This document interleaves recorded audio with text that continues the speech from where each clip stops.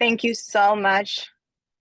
Salam alaikum, everyone. Welcome, greetings.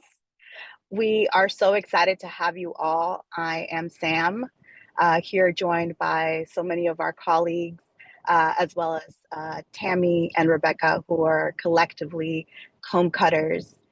We are a worker-owned cooperative of beekeepers who see beekeeping as a liberatory practice that can help us create the sustainable, just, and free world we want to see. Inspired by the bees, we know the only way we can get from here to there is if we move and build and fight collectively. A year and a half ago, we began to explore the question of what we as beekeepers we can do collectively to support Palestinian liberation and end this genocide. We began the conversation with a webinar in February of 2024, where Palestinian beekeepers shared their experiences of keeping bees under occupation with hundreds of beekeepers, and of course, many of you all. Since that time, we've grown a small but committed collective of beekeepers throughout the United States and Palestine. Together, for the last year and a half, we've shared stories, built relationships, we've created campaigns, and we're so proud to say that we've sent over $10,000 directly to beekeepers in Palestine, primarily in Gaza. Today, we are back again to continue the conversation, but we are not doing it we're not hosting just as comb cutters today. Today, it is our greatest honor to be here with our entire collective of beekeeping colleagues, comrades, and collaborators coming to you from across the globe, many of whom you'll get to see today, and some who are working behind the scenes. And we're so excited to have 163 of you present with us right now, and hopefully more people joining. So welcome, welcome, welcome. And with that, we'll hand it over to Hannah. Thanks, Rebecca. Welcome, friends. In the chat, we see people are here from Pakistan, from Bali, Montreal, Colombia, Berlin, and native lands all across the US. So thank you all for joining us. My name is Hanat. I'm a Palestinian Jordanian beekeeper, and I'm also a farmer at Soulfire Farm. I'm just going to take a brief moment to ground us in why we're here today. And then we're going to hear from the beekeepers in Palestine themselves. So the reason we're here today, obviously, is to listen to these stories directly from the Palestinian beekeeper friends who are on this screen. And then also importantly, to help fundraise for the Palestinians who remain on the land, continuing to fight this horrific occupation and this genocide. We know that Palestinians in the West Bank specifically have been receiving less than 35% of their salaries for the last several months. They have their homes demolished, the settler violence has increased, and so much more. It's a slow and invisible genocide. Along with the ongoing, while the bombs and the starvation are continuing to ravage Palestinians in Gaza every single day, even right now as we're speaking. So today, we're honored to be able to hear from our Palestinian friends in the West Bank and in Gaza, and also to raise money and to send it their way. So many of us are asking, how can we help? How can we help? And it's been so amazing to know as a small group of people that we're actually able to help, and it actually works. Last year, we sent over $10,000 to our friends in the West Bank and in Gaza, and they actually received this money. Like, we had confirmation that they were able to buy anything that they were able to find, and to support their families and continue resisting. So please consider joining our group. We're going to post an interest form in the chat. And also, we're going to post a donation link. And we're encouraging people to set up a reoccurring donation. So we're so happy to have you all here. It was a lot of work to do the outreach. And it would be so beautiful if we could just easily be able to communicate with you and continue to support. So we are going to hear from each of the Palestinian beekeepers. They're going to introduce themselves, and they will each speak for 10 minutes. And with that, I will pass it to you, Yasmin. Thank you so much. Hi, everyone. Thank you so much for being here. My name is Yasmin Al-Hassan. I am, I think, the only non-beekeeper of the Palestinian speaking. But by way of introduction, Again, Yasmin, I am responsible for the international advocacy at the Union of Agricultural Work Committees, or UAWC, UOC, here in Palestine. I am based in the West Bank of Palestine, but UOC works throughout both the West Bank and the Gaza Strip of Palestine. So how we're going to start is I'm just going to share a little bit about UOC and the broader political situation here in Palestine and what's been happening in the targeting of land, and then I'll pass it along to my colleagues who are beekeepers. And I'll also share some tangible ways that you guys can all stand in solidarity, if not now, then towards the end. So UOC is a grassroots Palestinian civil society organization working to support the steadfastness of Palestinian farmers, peasants, herders, beekeepers, rural communities, fisher people, and all Palestinians as we struggle to remain on our land in the face of the Israeli occupation and settler colonialism. So we work to protect and defend Palestinian sovereignty, so food sovereignty and land sovereignty, in the face of the Israeli occupation. We were founded by a group of volunteer agronomists in 1986 and have since grown and worked throughout both the West Bank and the Gaza Strip. And this work includes things like land reclamation and rehabilitation, building greenhouses, agricultural roads, supporting beekeepers, herding support, water wells, facilitation of cooperatives. We have an indigenous seed bank where we preserve and distribute over 60 types of indigenous heirloom seeds, and so much more. And of course, since the genocide began, a lot of our work has shifted to urgent intervention. So I'll share a link in the chat when I'm done speaking to our urgent intervention campaign in the Gaza Strip, where despite the bombing of all of our offices and forced displacement of all of our colleagues, we've been able to reach over 1,200,000 Palestinians across the Gaza Strip with necessary services, whether it be food parcels, or clean water, clothing, firewood, etc. And we're also working actively on rehabilitation of land, rehabilitation of water wells, sanitation facilities, and more. And I'll share a link so you can read more about that and donate if you choose. So that's UOC in a nutshell. Now, what is happening? We are 645 days into the Israeli genocidal war. And we are 76 years into the ongoing Israeli settler colonialism, land theft and targeting of indigenous food systems, of Palestinian land. And day by day, the intensity of Israeli settler colonialism across all of Palestine, so the Gaza Strip, the West Bank, and the areas occupied in 1948, continues to rapidly escalate, causing unprecedented suffering and devastation. Now, we know that Israel is a settler colony, and settler colonialism entails the elimination and the forced displacement of the indigenous population of a land and replacing them with a settler population. So the basis of settler colonialism is land theft. It's all about the land. And a settler colony, as the world has seen and we have lived through and been killed by for over 76 years, a settler colony like Israel will do whatever it takes to forcibly take this land, including destroying it, exploiting it, and genociding its people. And this targeting, disruption, destruction of Palestinian food systems is a tactical strategy of Israeli settler colonialism. It is attempting to sever the indigenous relationship with and interdependence on the land. So no matter the consequences, whether it's humanitarian, like the tens of thousands of martyrs, or environmental, like the hundreds of thousands of metric tons of planet warming emissions produced by the Israeli occupation alone since the beginning of the genocide and total ecocide. The Israeli genocidal war has exacerbated the long-standing structural violence against Palestinian communities, and specifically rural communities, land workers, food producers. Again, this use of food and essential resources as weapons of war is a hallmark of Israeli systematic violence against Palestinians. So the destruction of key agricultural infrastructure in Gaza, combined with the almost 20-year blockade, has destroyed Gaza's ability to sustain itself.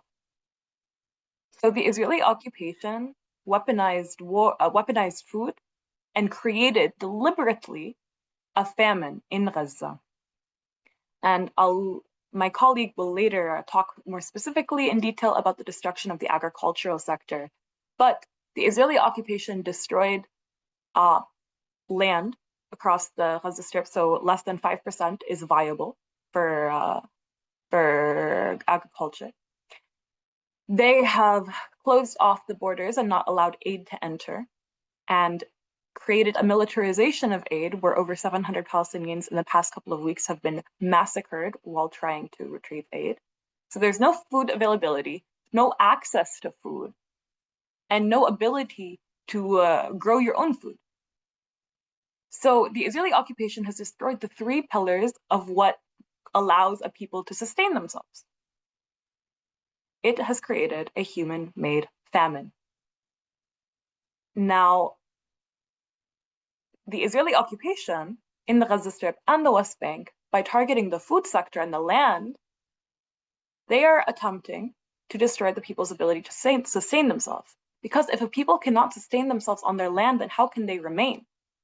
So this brings us back to it's all about the land. By deliberately destroying all infrastructure for self-sustenance, the Israeli occupation is aiming to ensure that those who they do not massacre with their bombs will be killed by starvation or dehydration or disease, all of which are preventable, but all of which are happening right now as we speak and have been happening and will continue to happen until the Israeli occupation falls, until the United States, until other co-conspirators stop supporting and enabling this occupation.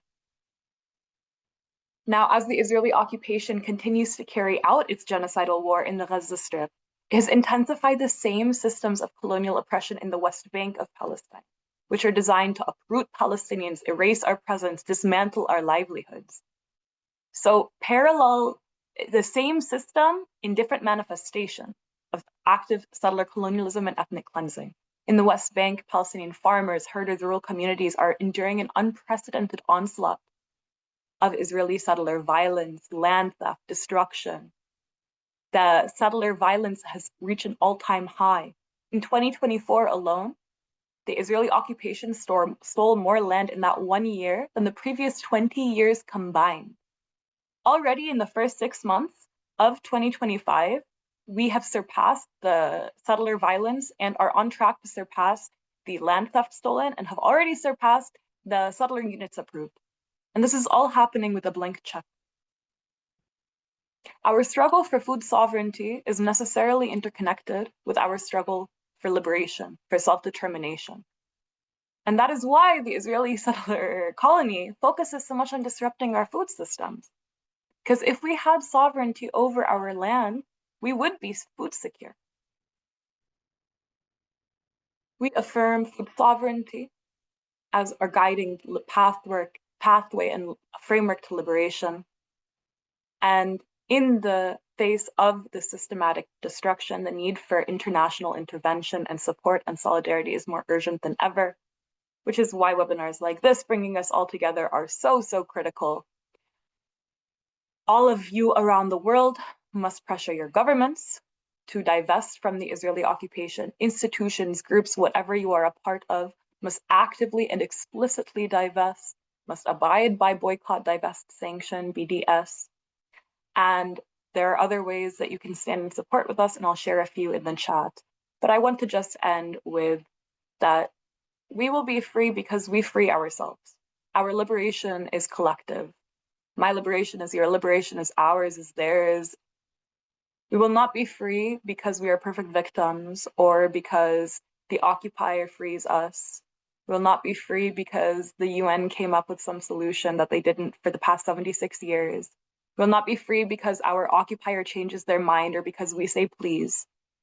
We will be free because we free ourselves alongside our comrades all over the world, alongside you all, alongside these international solidarity movements. This is a grassroots movement. We will liberate ourselves. We are a steadfast people. We will remain and we will be free. And thank you so much, and I'll pass it along to my colleague.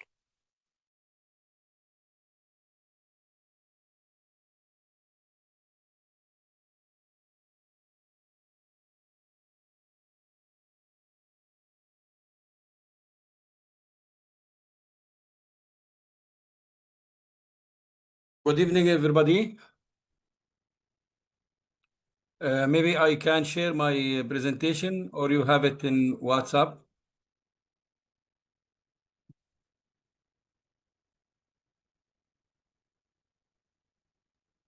Mahmoud, if you wanted to share your screen for your presentation, that would be lovely.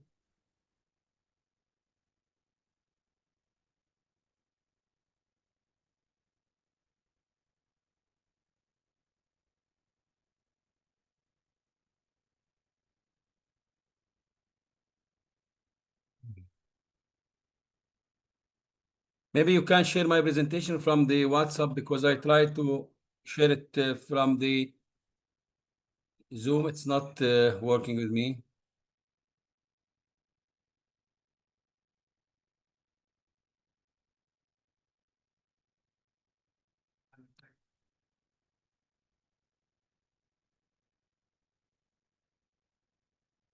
Mahmoud, I can do it. Are you ready?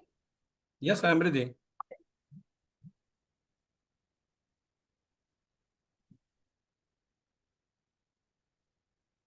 Okay, can everybody see this?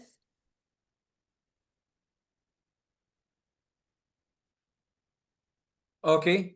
My presentation today, I will talk about the agriculture sector in Palestine. Maybe you are aware about the agriculture sector, but maybe in this presentation, I will put you in many information and I will give you more details about the situation in Palestine. The crisis of Palestine maybe started not those days, but it started from 1917, 1948, 1967, 1993, 2023, 2025.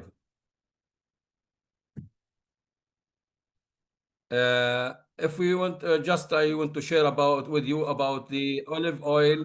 It is a symbol tree for the Palestinian, and it is cultivated with 54% of the Palestinian lands.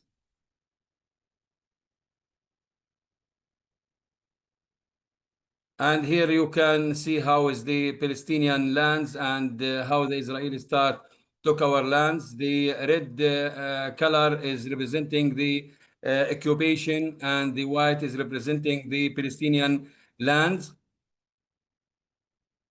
Still, we have another map, yes. Nowadays, we are talking about 80% of the Palestinian land. It is controlled by the Palestinian, and all the land is controlled by the Israeli.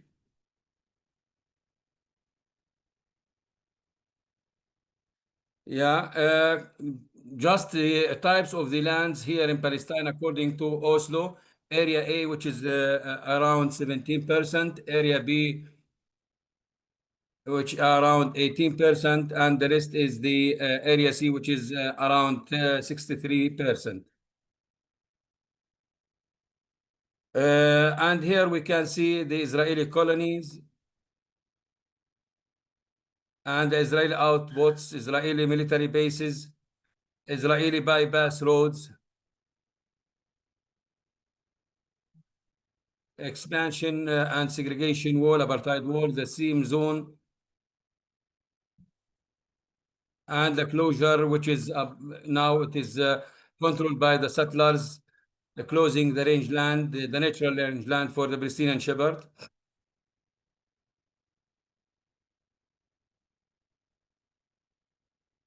Yeah.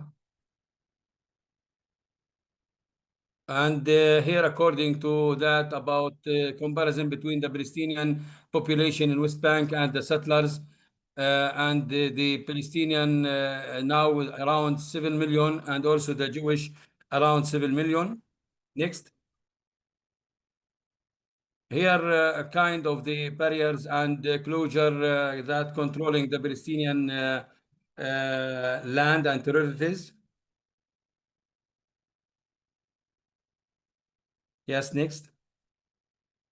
And I think, Hannah, this is the second presentation. I remove a lot of slides from my presentation, but anyway, I will go fast on that. Just to know the movement obstacles by type, which is talking about checkpoints, which are around 94, road gates 205, linear closure 101, road block 116, and partial checkpoints 153, earth mounts which around 180. Yes, land cover in West Bank.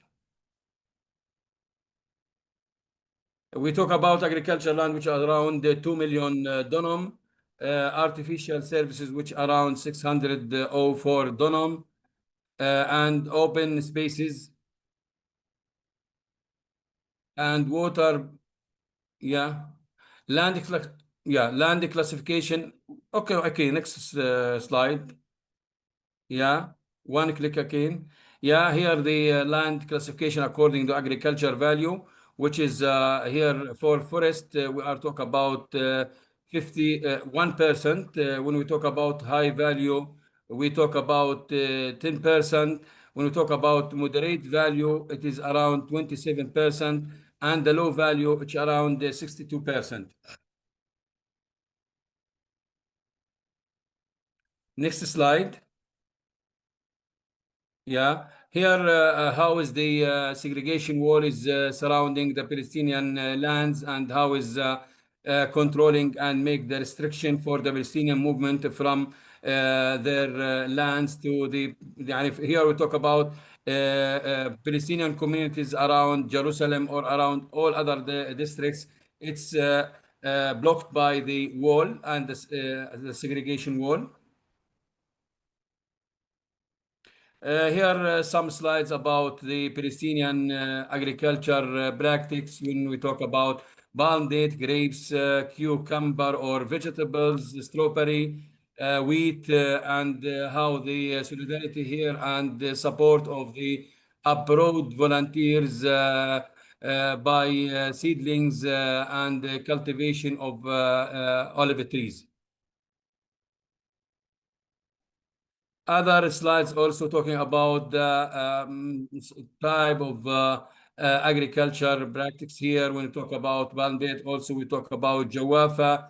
In Palestine, we have 5 climatic zones. We have tropical, subtropical, we have the highlands, and we have Jordan Valley, and we have the Sahara or deserts. Also here we can show about type of the livestock that we have, and you see where is the Palestinian keeping the animals or grazing their animals. You can see the settlers, how they control the shepherds. You see how the Israeli settler carry a gun, how is the Israeli soldier preventing the shepherd woman from going to the natural pastures.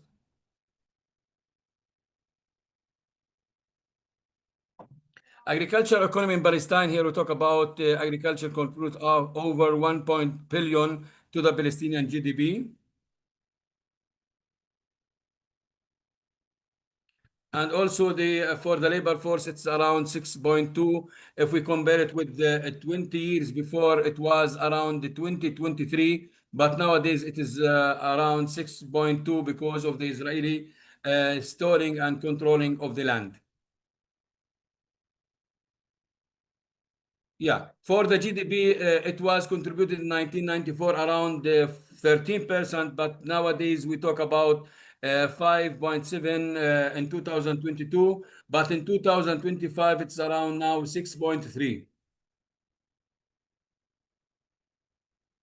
Main objectives of the agriculture and why we are practicing agriculture and why we are tying with our lands, because we want to reducing the dependence on the importing of agricultural products, increasing the contribution in the Palestinian GDP, creating new productive jobs, especially for the labor who lose their work in Israel. Yeah, supporting the livestock of rural communities and enhancing food security.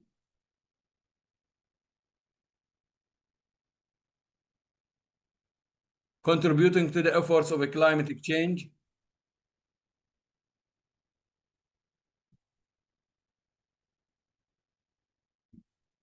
reducing land degradation also.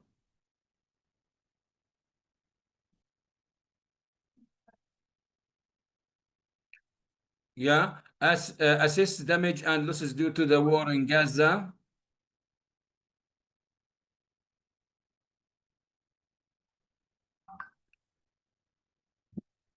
Also supporting farmers in Gaza to sustain agriculture work. Next slide.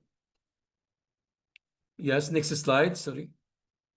So why we are investing in Area C and why we are focusing to work in Area C, protecting the Palestinian land, addressing economical impact, creating jobs, and improving the independency. The challenges are their production and productivity due to the lack of the water and Israeli control.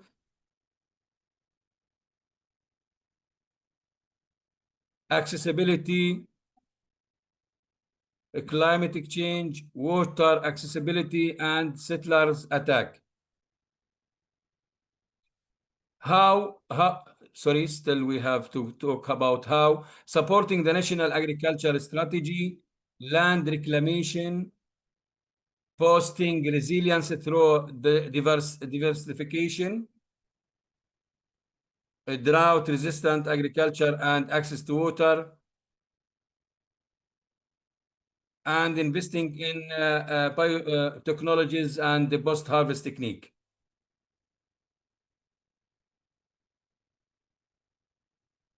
Next.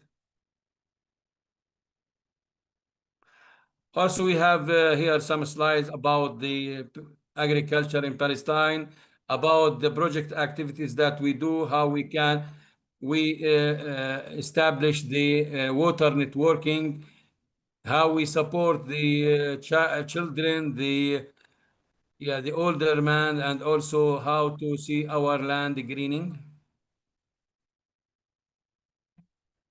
How do political or security condition in the West Bank influence Palestinian agriculture, animals breeding, and pastoral shepherding?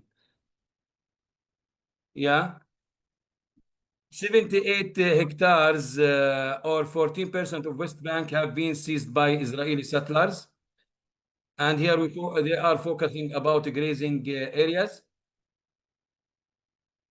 2024, over 53,000 dunams seized, 970 Palestinian structures demolished, including homes, brands, agriculture buildings, and water wells installation. Around 60 Palestinian trees uprooted or damaged, including 52 destroyed, severely hitting olive groves. Since Gaza war began, settler attack on herding communities nearly with 330 documented in 2024, mostly at the Bedouin communities. 2,275 Palestinians displaced from January 2023 to January 2025, including children, not less than 1,100 children. Approximately 60 pastoral communities also displaced. 350 Bedouin community. Also, water control and infrastructure. Since October 2030, 250 agriculture wells destroyed. 32, which lead to 32% reduction in irrigated land.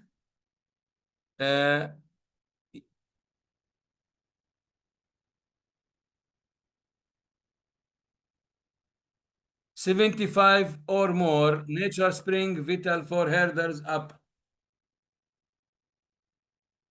Yeah, vital, yes.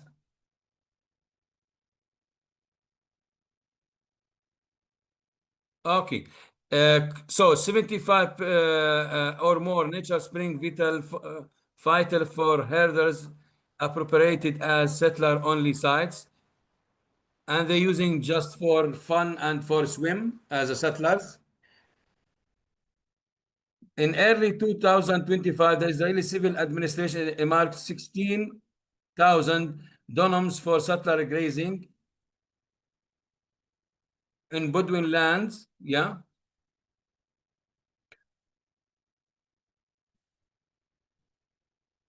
Movement restriction and olive harvest disruption. In 2023 olive season, 110,000 dunam of olive grow left unharvested, causing around 2,000 metric ton of oil losses, which equal 10 million or more dollar.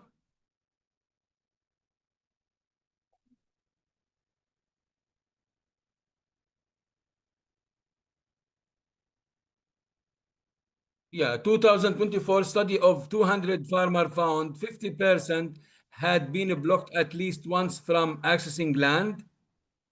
A 24% prevented from farm work entirely. 17% experienced attack on crops irrigation. And 16% suffered physical assaults. Economic and livelihood impact. Agriculture sector collapse. West Bank economy contracted 23%. Agriculture and rural livelihood hit hard. 700,000 people, 17 more since 2023 in the West Bank, require food aid. 60% employ a crisis coping mechanisms.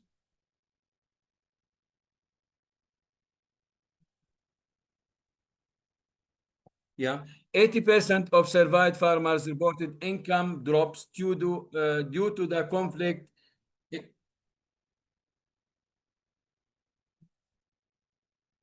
Next.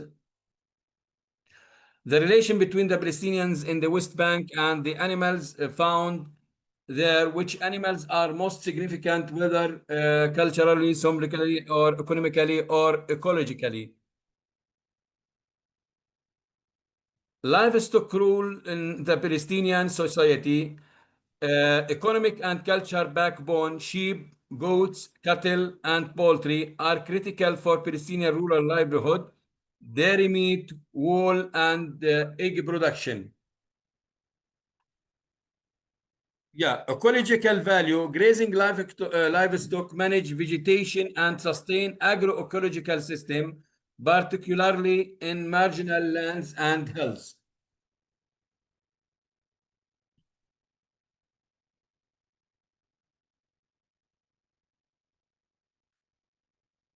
Yes, mass theft in March 2025, settler reportedly stole 1,500 sheep, goats near Ain al-Oja in a single ride, which is near Jericho district. In June, in 2024 June and 2025, up to 3,000 sheep stolen near Hebron, Jericho, Ramallah, and Tubas. Also, poisoning and animal harms cases have been documented where settlers poisoning water to kill livestock. Ecological or physiological and economic impact. Beit Salem, which is an Israeli, yeah, Beit Salem, which is an Israeli society, which talk about a report that settlers outposts restrict Palestinian shepherd to within 400 meters of homes, causing many to sell off livestock to survive their life.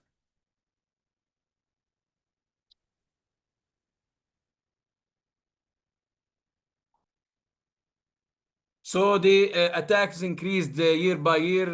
It was three per a day. Now we talk about 4 or 7, or at least and sometimes it reached 20 times. So 30% rise in settler violence in early 2025, and land control, which is by settlers, 14% of the West Bank. Displacement, we talk about it. Security incidents and land, livestock and structure. Yeah. Theft by the Israeli, control by the Israeli day by day. Next step. Shepherding is central to Palestinian pastoral identity. These attacks are not only economic, they represent an erosion of traditional culture and a form of forced displacement. Yeah, which is ethnic cleansing. Pastoral communities addressing these systemic issue is critical for safeguarding Palestinian rural livelihood and cultural heritage.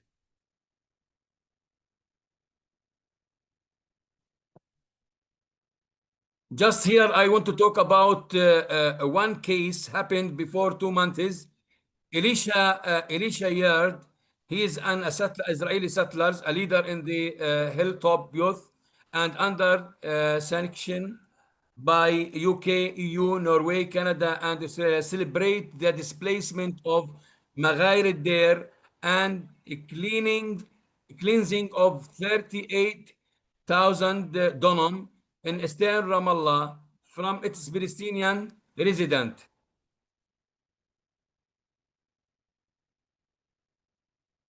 It is the green area in the map. Also, yeah, here we talk about if you can see how many settlements now established after they uprooted the Palestinian from their land in the eastern area of Ramallah, between Ramallah and Jericho. Next slide. Excuse me. My apologies. This is the interpreter. Just want to do a little tech check. Mahmoud, are you in Yes. the English channel right now? Did you choose English or did you choose Arabic right now? I am choosing Arabic, yes. Okay, if you can please choose English. Yeah, English now, yes. Okay, Thank you so much. you're welcome. Next slide, sorry. Please go fast, just because of the time. Again, next slide. Yeah. Here we talk about the Mahmoud, water and Mahmoud, just let it me is know a which. major issue related to the challenges due to the Palestinian and the West Bank face. Please, next slide. Access imbalance. Here we talk about 85% of West Bank groundwater resources through legal restriction and permit system. Limited Palestinian quota. Under Oslo, Palestinians were allocated 196 metric cubic meter annually. In 2020, they extracted only 100 metric cubic meter, falling short of their entitlement. Settler per capita water use 5 to 8% higher than the Palestinian. Next slide. Mahmoud, I know you said you have hours of information to share, so if you want me to skip slides, just let me know, okay? Okay, please. Then next. Also next. You'll have it, so you can go back to the slides. You have it now. Next, please. Next. I want to go to Gaza now. Yeah. This is for Gaza. Now you see how is Gaza is bleeding and how is the Palestinian Gaza still bleeding. The world just watching, waiting the end. Which end we don't know. Next slide. Here we talk about damage cropland. Before in Gaza, we will have 140,000 dunam, which was diminution by the Israeli Air Force and by the tanks. Type of damage here we talk about يعني if we talk about how is the crops damaged by the Israeli, and here you can see the percentage of damages according to each crops. Next slide. Here we talk about greenhouses. We were talk about 16,000 greenhouses in 2000 or April 25. We reached that 71% of the total greenhouses have been damaged. Next slide. Here we talk about the wells. We have in Gaza around 3,000 ground wells. In April 2025, we talk about 83% have been damaged, these wells. Next. Here we talk about agri-infrastructure damage, number of infrastructure, and you can see here 88%, 88.5 home barns, animal shelter 346, rabbit farm 36, we talk about dairy farms 97, agriculture suppliers 40%, 376 bonds, cattle farm 26, sheep farm 659, etc. Next slide, sorry.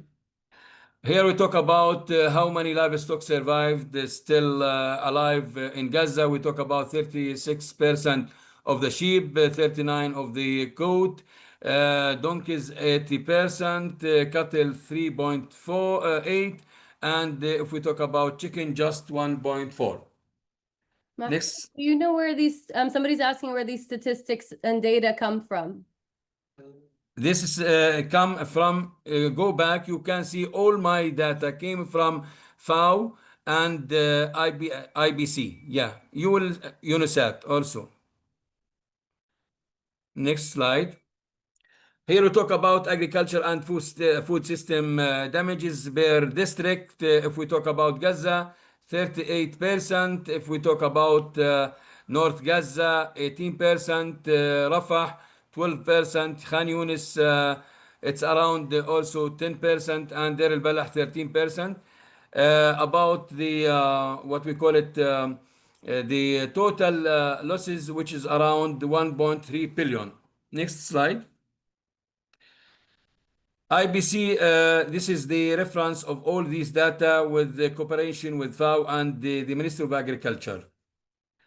Next slide, please.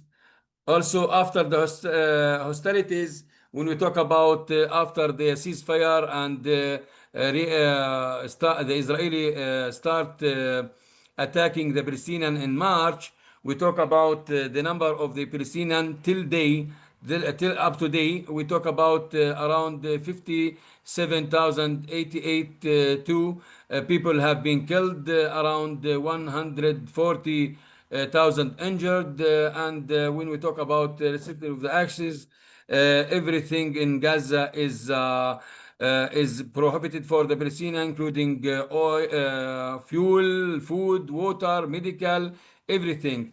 Approximately 90% of the Palestinian population displaced, and some of them they displaced at least 10 to 20 times. Food system collapse, everything there in Gaza without cultivation, just a few plots and lands have been recultivated with own support or with some support from the Palestinian Ministry of Agriculture with its partner, but we talk about yani, a small intervention there. Next slide. Also, next slide, sorry. Next slide. I think I reached to finish. Next slide. Yes. Also, here we talk about the picture will talk about the situation in Gaza and how you can see how the famine and malnutrition and this is the disaster in Gaza that around 2 million Palestinians now insecure. They seeking support for food, and they are facing shortage of protein, shorting of sugar, and this is affecting their health condition. Next slide. Here, how's this demolition and the attack of the Israeli in the West Bank refugee camps. Next slide. Still, we are in West Bank and how the Israeli escalating the Palestinian and demolition of their houses and their street and the infrastructure. Next slide. And you can see how the settlers start by learning their children how to use the guns and the weapons, how they are burning the land, and the Israeli soldier you can see in the left of the screen that they are attacking the Palestinian, having the what we call it the white weapons, but the Israeli soldier they just supporting them, how they are burning our cars and how they are يعني attacking the Palestinian in the Palestinian villages. Next slide. In Gaza, you can see Gaza before and after. In the right, you can see how the agriculture house it was green, how was the greenhouses, how was the palm date, the olive trees. Now it is just soily. How is the attacking the religion and how is they attack the oldest mosque in Gaza.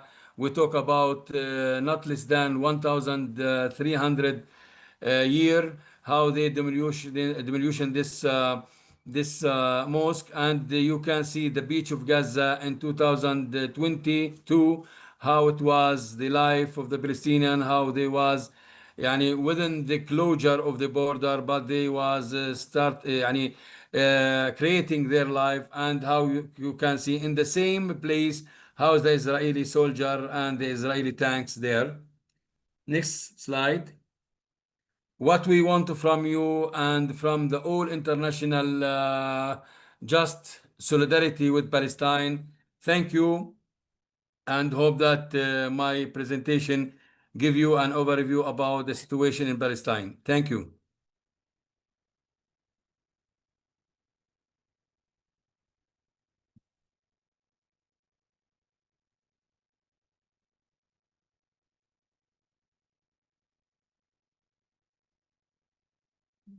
Can I share my screen or you want to share from your side?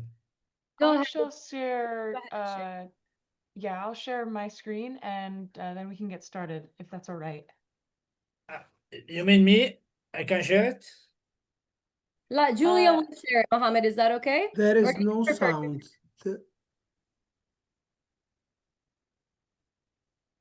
Your voice is not clear.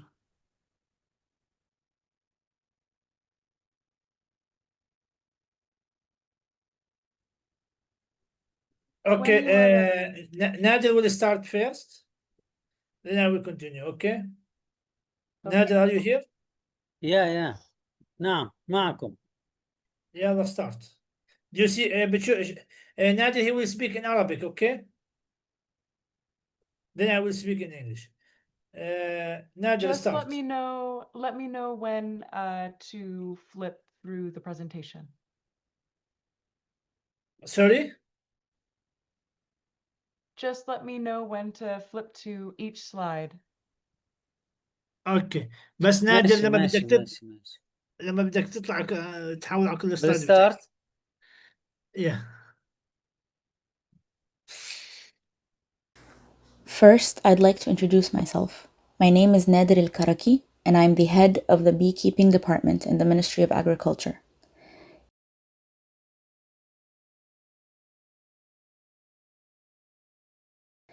In the West Bank, we have 15 beekeeping departments within the Ministry of Agriculture.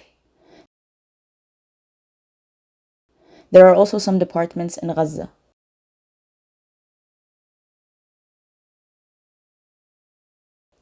I will start by discussing the bee and beekeeper statistics in Palestine for the most recent 3 years, from 2023 to 2025. In 2023, there were 62,000 beehives in the West Bank and 23,500 in Gaza. In 2024, the number went down to 60,000 in the West Bank. And because of the war, there are now fewer than 4,000 in Gaza. In 2025, there are only 55,300 in the West Bank, and we have no precise data for Gaza, but according to our estimates, there are fewer than 500 beehives.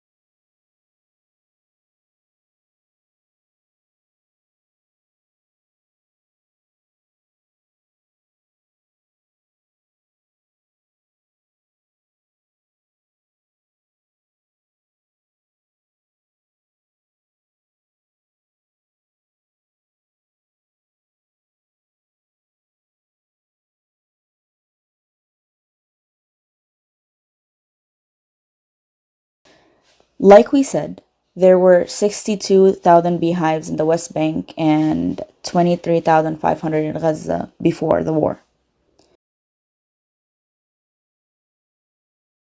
In the West Bank, the largest concentration of beehives is in the city of Jenin, with 13,000 beehives.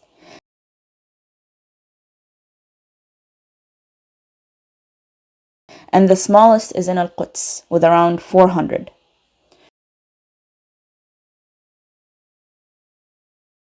We have around 2,000 beekeepers in Palestine,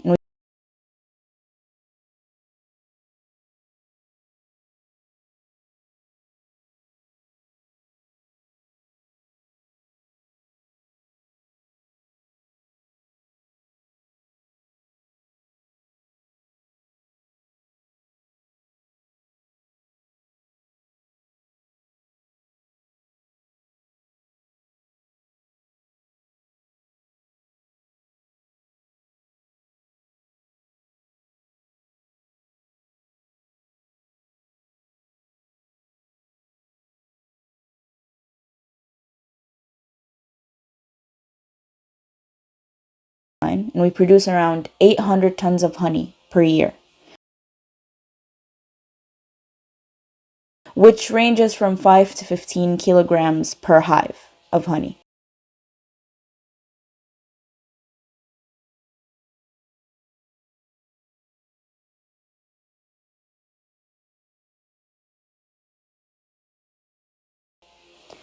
Our traditional beehives are made of clay, and we also have modern wooden beehives.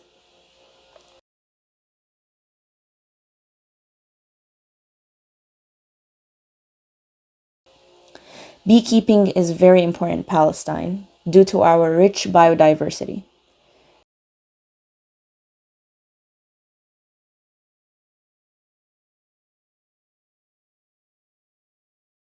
We have mountains, valleys, coasts, hills, and both tropical and subtropical climates.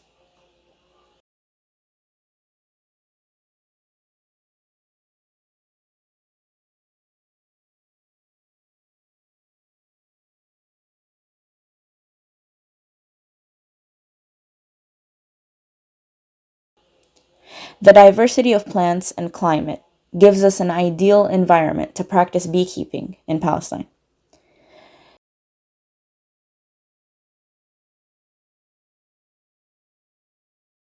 In Palestine, we have 143,000 types of different flowers.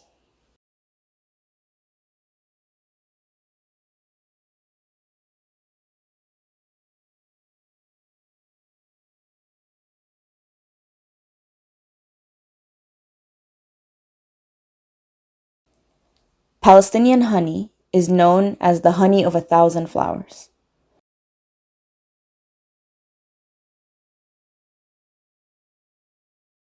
From a historic cultural, and traditional perspective, beekeeping has been practiced for the past 7,000 years.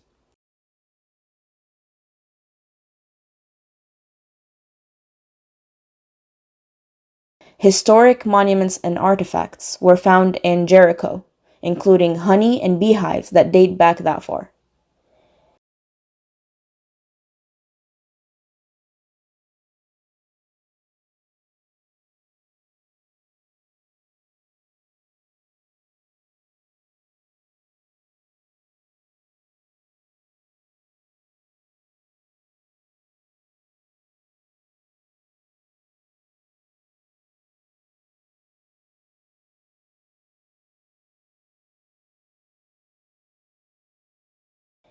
In 2014, because of the superior quality of Palestinian honey, it was awarded first place in Italy, Forino,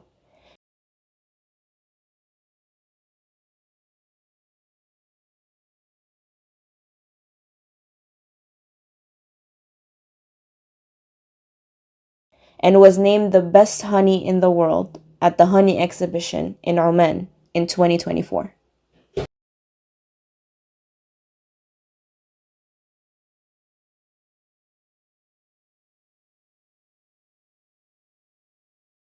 I will now pass the mic to Dr. Muhammad Al Gurna. Go ahead, doctor.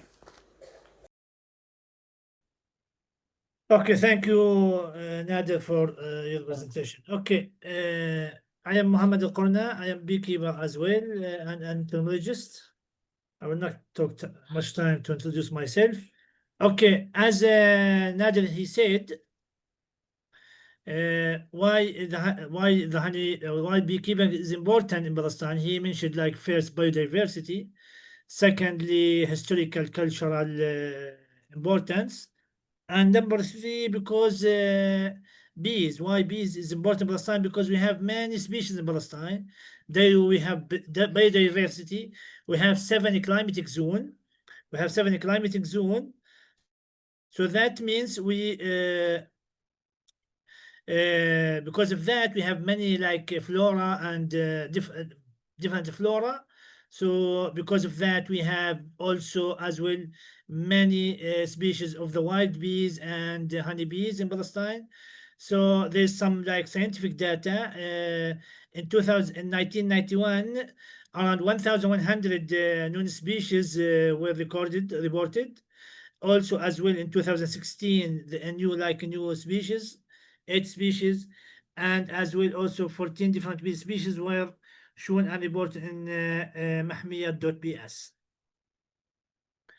As you know, globally we have 20,400 bees worldwide. Excuse me, this is the interpreter. Yes. There is no English interpretation right now. Why? I speak English. Okay. Can folks hear the English interpretation now? Now it's fine. Now it's fine. Okay, let's try again. Thank you. Okay. So as just I started, as I said, number 3, like why is beekeeping is important in Palestine? Because we have many species of wild bees and honeybees in Palestine. I will give some examples about next please, next slide. So for one of the important like wild bees, the carpenter bees. This species like visit more than 60 flower species in Palestine, and one species of this bees equal 120 honeybees member. So this is very important for pollinations in Palestine and worldwide. Next, please. Yeah, next. Okay, the secondly also bumblebees, also very important, and also it's we have 50 species worldwide, as well as we have more than 50 many species in Palestine from this species. And why is it also very important for pollination? Very important because they have also long tongues and tube-shaped flowers. Next, please. Now we will talk about honeybees. Of course, Apis mellifera western honeybees is the most common species worldwide. In Palestine, we have the native honeybees, سيراكا, النحل الحارثي أو البلدي. Why? Because more aggressive in defending it characterized as more aggressive, more resistant to the heat and drought, better adapted to local flowering cycles. Nowadays, unfortunately, now we have, because we imported Italian honeybees, now we have hybrid between Apis mellifera siraca and Apis mellifera logustica. Next. Yes, number 4, and now we're talking about powerful symbol of freedom in Palestine, why beekeepers is very important.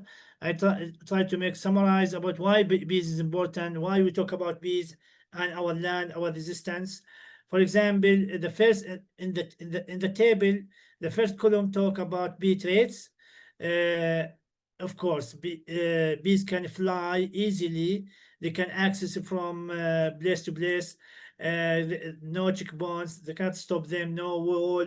So the freedom of movement for the bees was not like for Palestinian, you cannot like travel easily. And also bees can building hives in the rough places. They can build anywhere, any place, in the trees, in the mountains. So this means resilience and rebuildings.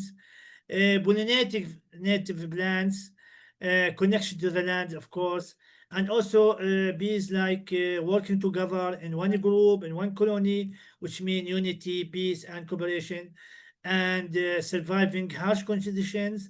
They can tolerance under the harsh environmental condition. Also, this is also kind of the symbolizes like endurance under occupation and hardship. Next, and for example, you can see this photo how the bees can fly easily, no easy access, no walls can stop them. But for Palestinian, the movement is restricted. But for bees, as you can see how can fly back and come back. Okay, now just next, I will talk about the many challenge and problems with the honeybees in Palestine. As you know, worldwide disease and pest the major problem facing honeybees in worldwide, especially in Palestine.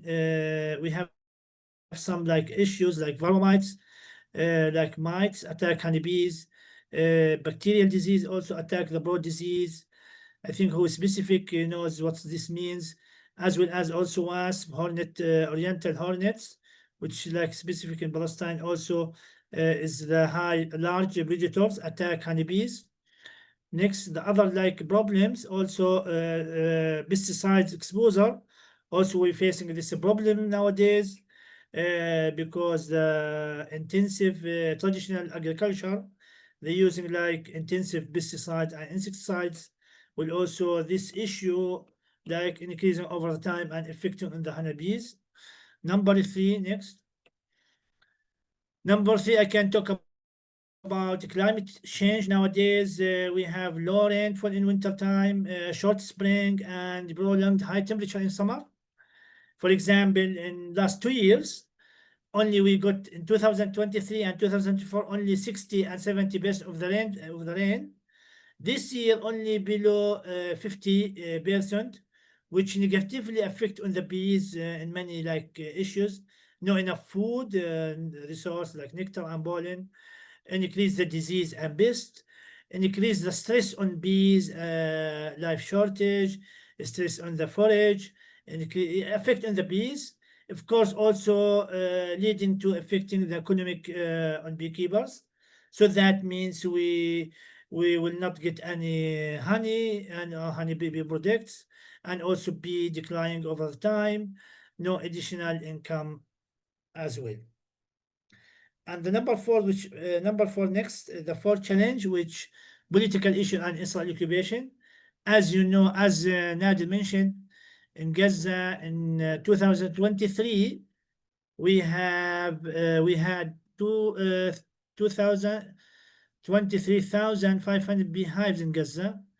There's no data, clear data, almost destroyed during this war till now. and more than or around 450 beekeepers without bees and income nowadays. So the data in Gaza, that mean no bees anymore. I can say zero, but maybe below 400, 300 hives. As well as in West Bank. Next.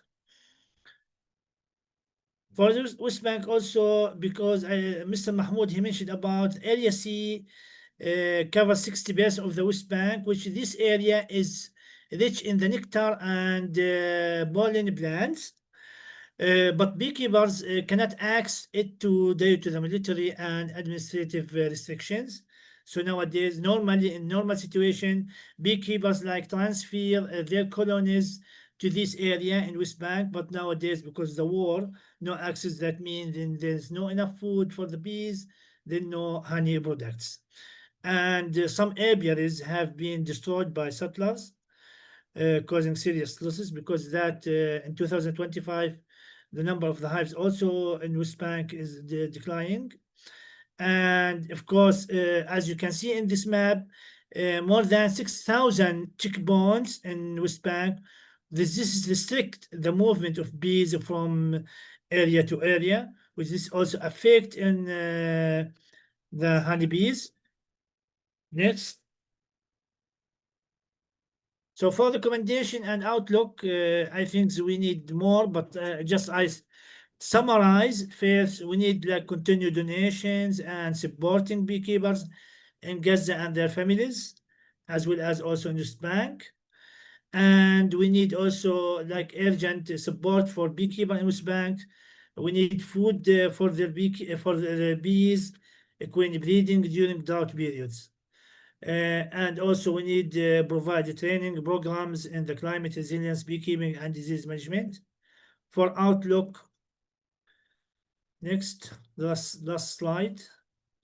And of course, we need to continue. We need research about the other issues like diversity, plant flower diversity, pest and disease, molecular characterization, climate change, pollinators. Of course, also we need to also promote cooperative for marketing, for like training with the international and internal organizations. At the end, I would like to thank you for your listening and for your attendance. Thank you.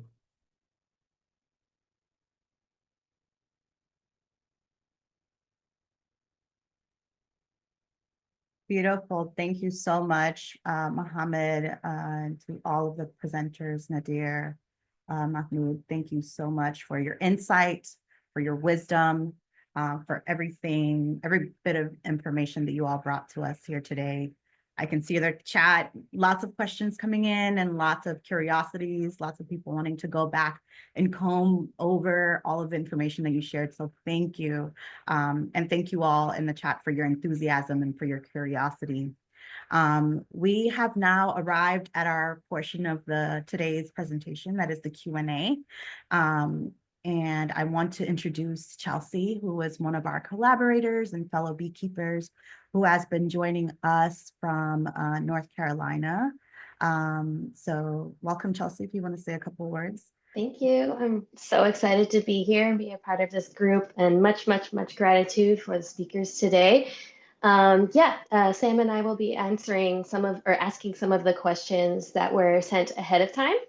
And then if we have more time, there will be more room for more questions. Absolutely. Thank you, Chelsea. So to all of the presenters, this is for all of you. If you would like to turn on your cameras, and whoever would like to jump in, answer however you like. We want to hear your personal stories first and foremost. We'd love to know more about your lives and just the ways that you all are being impacted. As last year, one of our colleagues shared that occupation is a very easy word, but it's a hard word to translate to those who have not lived it. And so through your personal stories, we hope to illustrate just what that is like. I know we talked about some of the impediments that come up with occupation, freedom of movement, as Mohammed, you so eloquently put, the bees are not subject to that, but you all are. Can you all share about a time when that was particularly difficult? Were you stuck at a checkpoint? How long were you there? What did that mean for yourself, for your bees, for your family?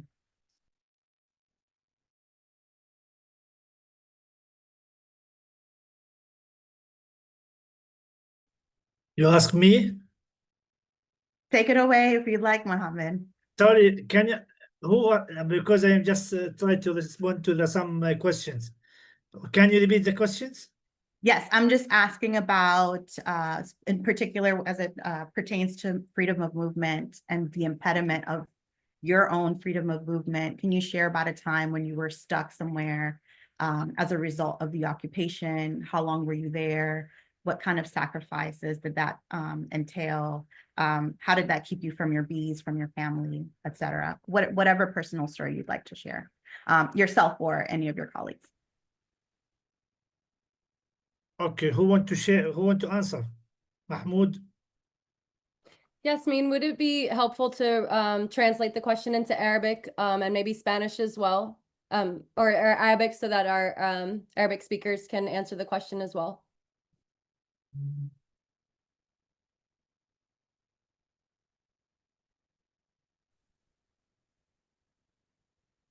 Muhammad, please answer the question.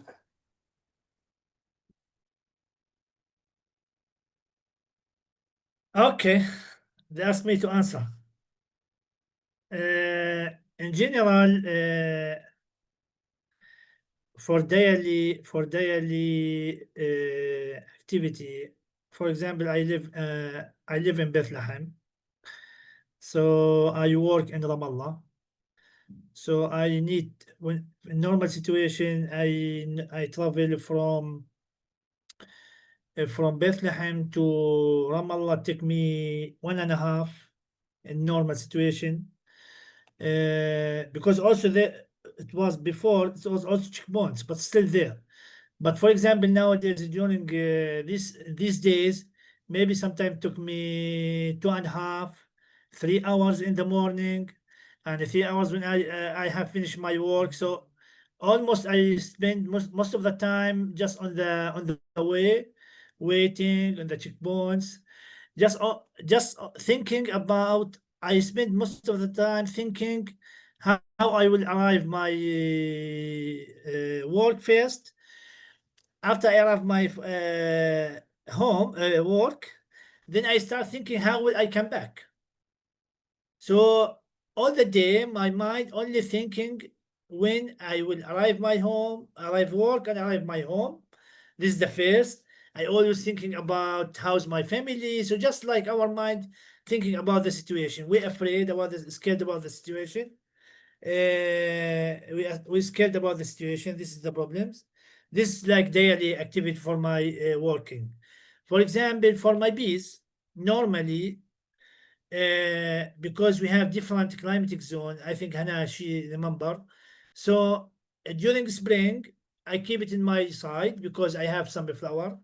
Then during like June, I try to transfer them to the middle of the Ramallah to north because there's also another like flowering season.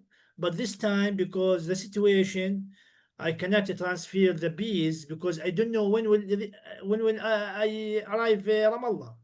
So then I keep the bees in my home. Unfortunately, there's no nectar in my side, so I feed them by sugar, which cost me a lot, and also I will not get the quality of honey. So this is one example about movement the bees from side to side. It's difficult. So yes, this is in general. Maybe I will keep the mic for Ahmed, or if you have another questions. Hopefully I answer what. Okay, Mohammed. Maybe I want to talk about something different, not about our story. Just I want to talk about the climate carbon footprint, you know, what's I mean.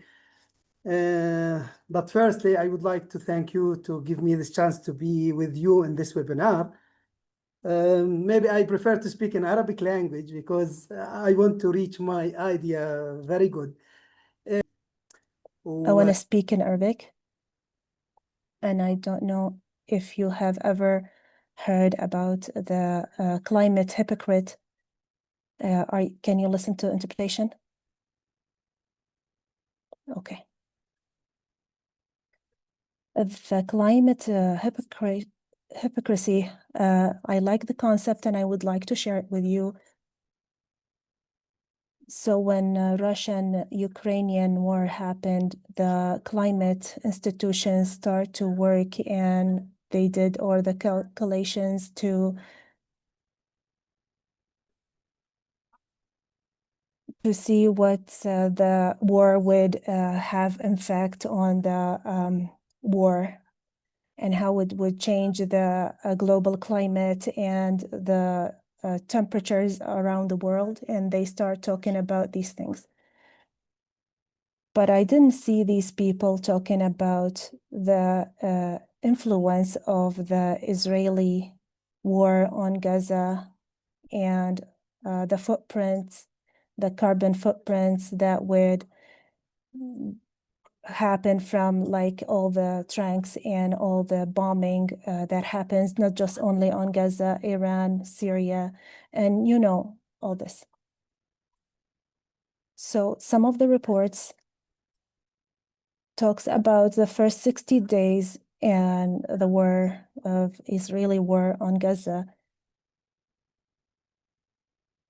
happened like 20 countries footprint effect.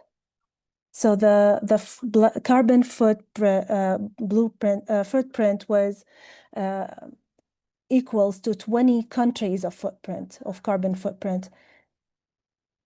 So basically, since there is like a scientific tool that can measure the footprint,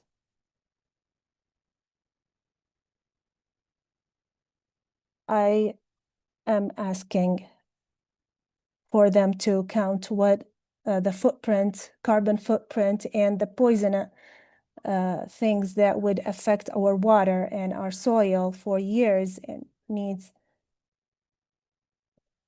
a lot of work for us to get rid of this in the few coming days. And I would like to talk about the demolishing that happened and how are we going to reconstruct Gaza. It will be like a long story. Also, I would like to talk through this webinar about all the agreements or the global agreements, all the international agreements. They should emphasize on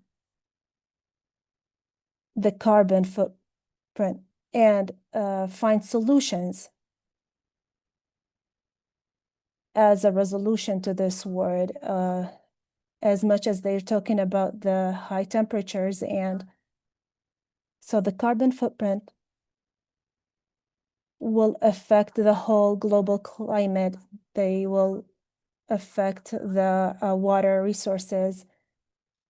It will affect all the world, not just Palestine or the neighbor countries. They also controlling our natural resources, whether it was water, whether it was lands, the lands that was mentioned earlier.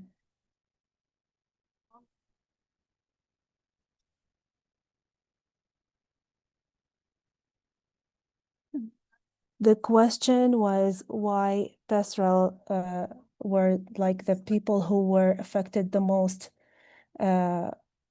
It's because these people, they take their cattle, they take their animals to these areas, to these.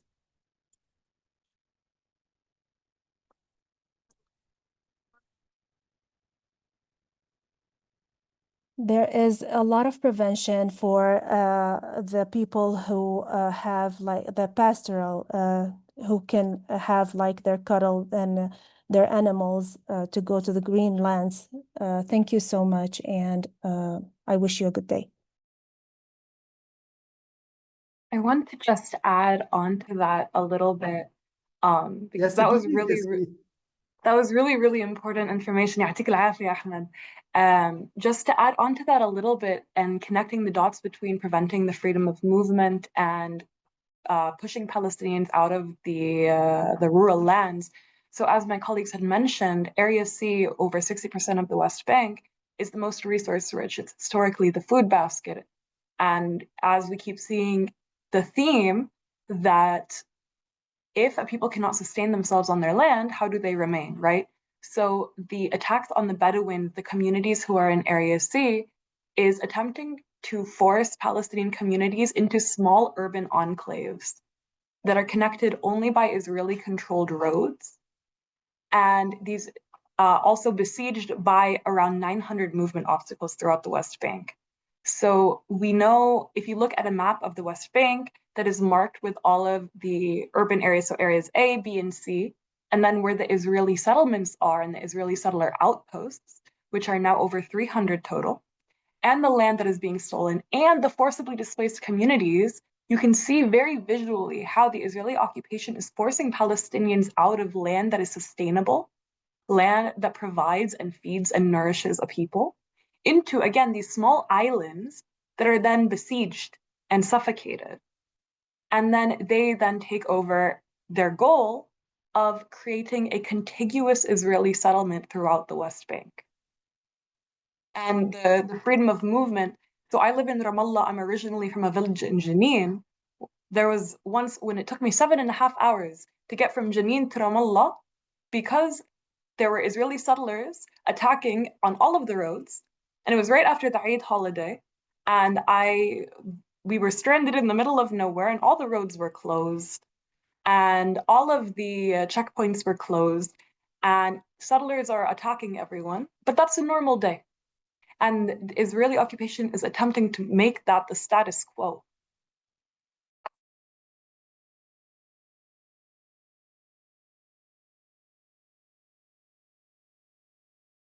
Thank you, Ahmad and Yasmin. Thank you so much.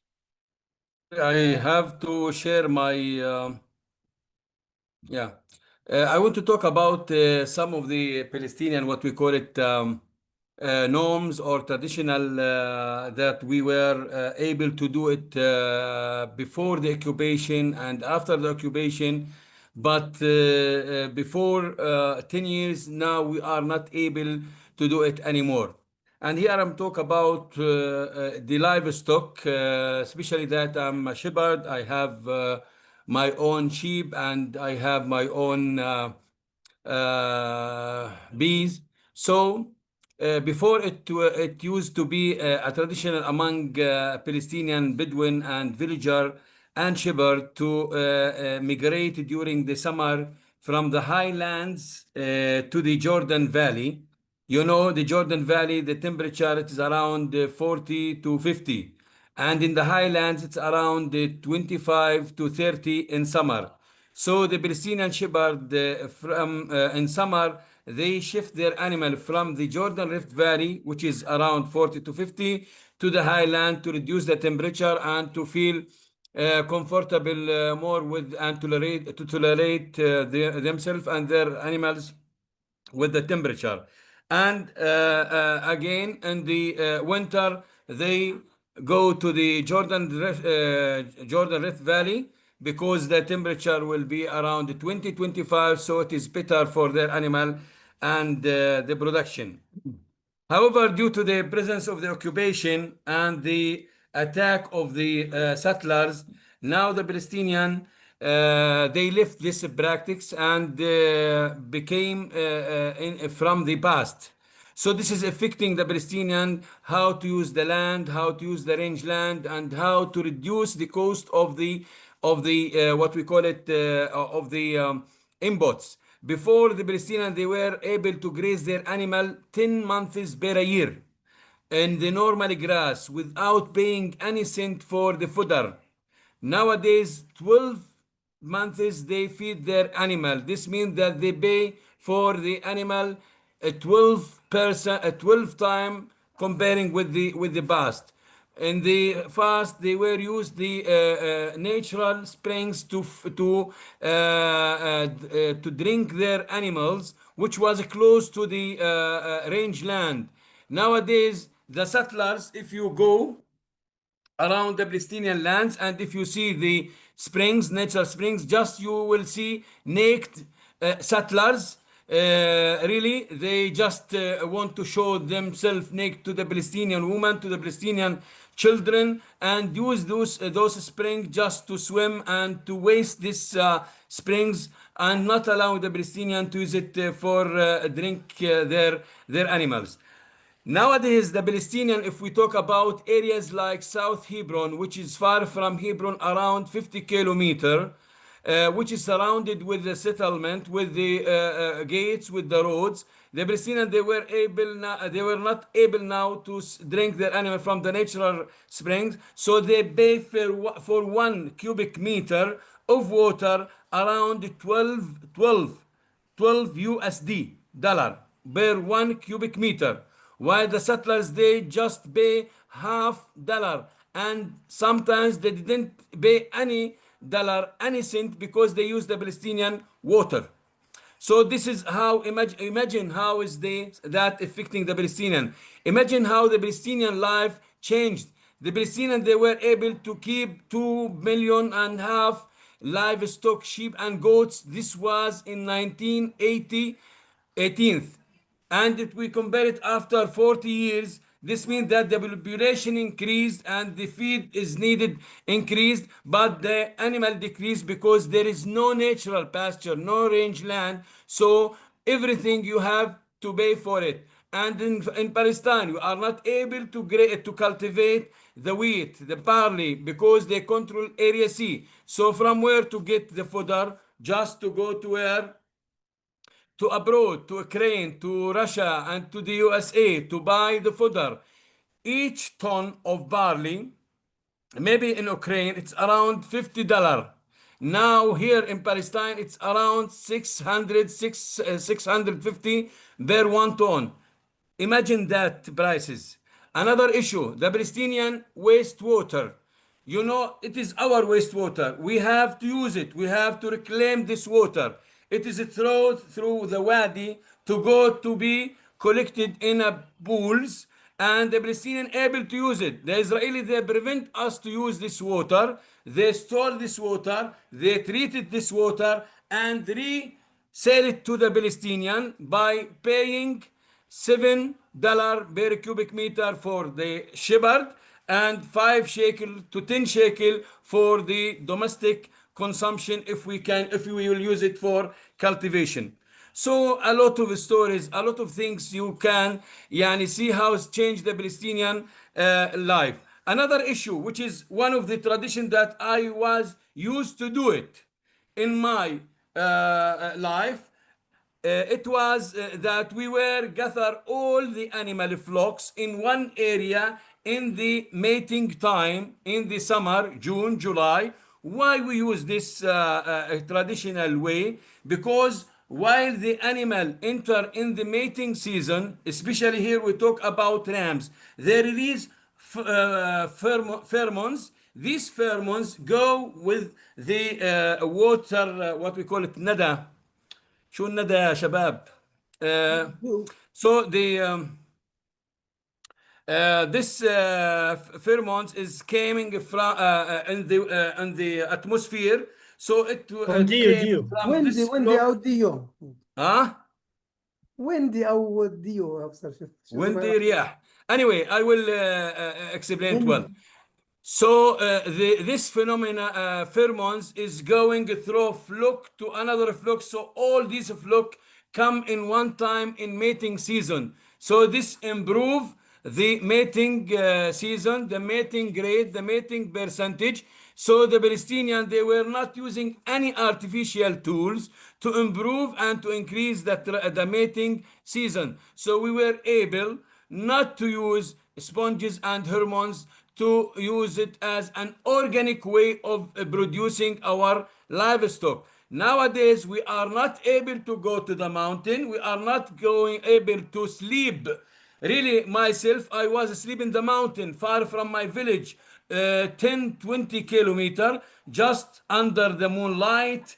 I am يعني enjoy my time under the moonlight. My animals enjoy the mating, and just I was very very happy because I am not paying anything. Nowadays I have to pay. Each animal to start mating need from me at least $50, sponges, hormones, feeding, everything. So I now I am not able to use the hay. The hay was a traditional way in the Palestinian to feed the animal to improve the percentage of the breeding, the percentage of the mating. So suppose those traditional issue are now absent. This means that the Palestinian is now just create or they are just to pay for everything. So I don't know how to explain to you that we have many, many norms and traditional stories now are absent. Again, I have a piece of land which is in the mountain of Hebron, which is around 1,100 meter, the highest of this mountain. So in summertime also we have a grapes fields.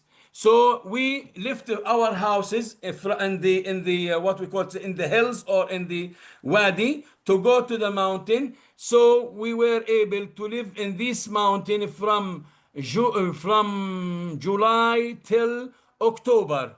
In that way, we were able to serve our fields by harvesting the grapes, by dressing the grapes, by producing the molasses, producing zabib, mrabba, malban, all of these Arabic production words. So now we are not really able. After 7 of October, 27 kilometer square, 20, sorry, 2,700 dönum now stolen by the settlers.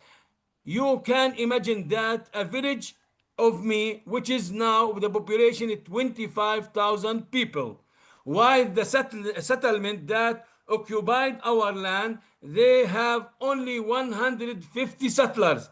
They control all our land. Imagine that. Imagine, really, please imagine that. So you cannot imagine how the Palestinians survive. We as a Palestinian, really, we live because we have hope. We live because we know that there is a light in the end of the tunnel. So even the occupation will continue attacking us, the settlers will attacking us, or we will lose everything. We will continue our life because we know from our hearts that these lands are belong to us. These land are owned by our grandfathers and our fathers, and we will convey it to our son. So thank you for your time. I hope that I give you good information about some of our tradition or norms.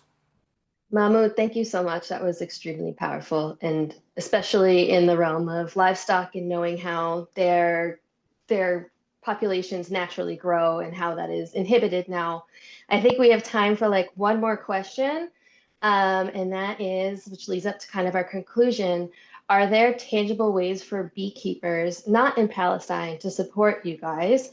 And for non-beekeepers, what are some approachable, small-scale actions that we can do here at home?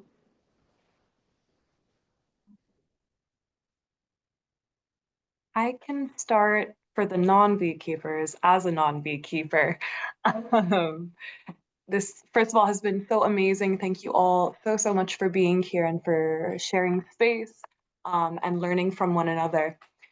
So a very tangible way of sitting in solidarity is coming to Palestine, to the West Bank, and providing protective presence. There are a few different groups that organize and coordinate protective presence programs. UWAC is one of these groups. I'll post the link again in the chat. We do 2 campaigns. One is the Olive Harvest campaign, where international volunteers can physically come to the West Bank of Palestine and support Palestinian farmers in gathering their olives during the harvest season, which is when settler attacks typically spike. So The other one is Solidarity Shields, which is primarily for herders and Bedouin communities in Area C of the West Bank that are at risk of being forcibly displaced or are actively being forcibly displaced. So one very tangible, but we know that it is the less accessible means of solidarity, is physically coming to Palestine. And there's more information on the link that I'll post, and you can reach out to me. Also, our Stop Gaza Starvation campaign, as you all, I'm sure know, funding to Palestinian groups is at an all-time low. We are making do with the very little that we have to try to provide for our colleagues and communities across the Gaza Strip. So any donations to our campaign or coordinating fundraisers, we're happy to participate in. But besides that, raising and amplifying these stories, these voices are so, so critical, even if just on social media. But talking is not enough, and that's very, very important. It has been 625 days of talk.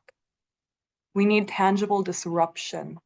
And when we say that, we mean that we cannot allow the status quo to go on as usual. We cannot allow the world to continue as normal and genocide to happen.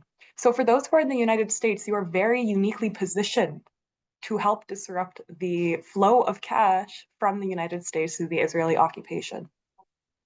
Protests are important, but again, not enough. Divestment, money talks. Divest, pushing institutions to divest, pushing groups to be explicit about taking anti-Zionist stance, whether it be a small group, an organization. So direct action is so, so important.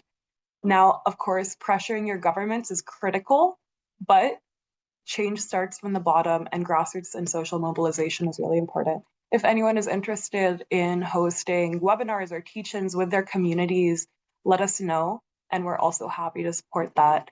And we also share sometimes different actions you can take on our social media that can be supportive. And thank you all again so much for being here.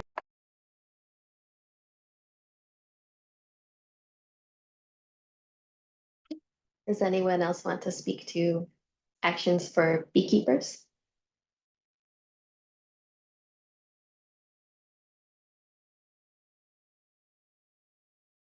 Yes, I can answer this question. I think what we need from beekeepers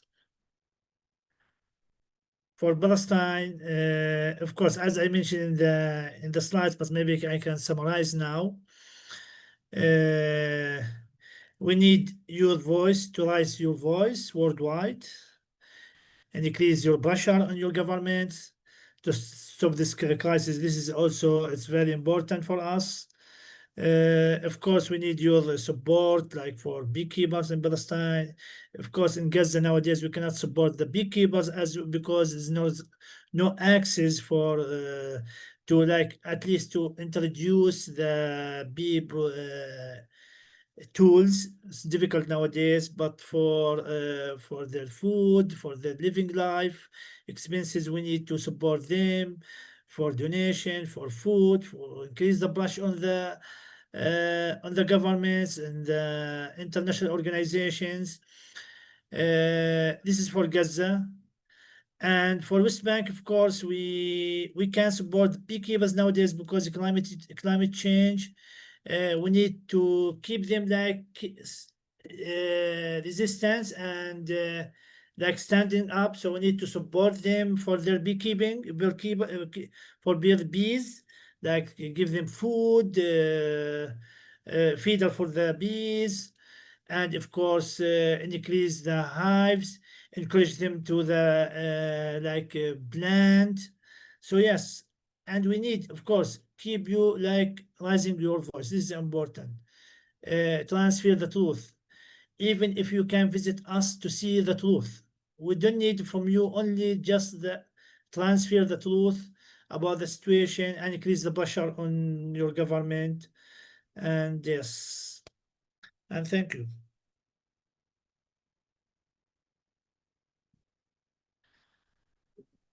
I try to answer the questions. Most of them they're nice questions, but maybe there's a question about do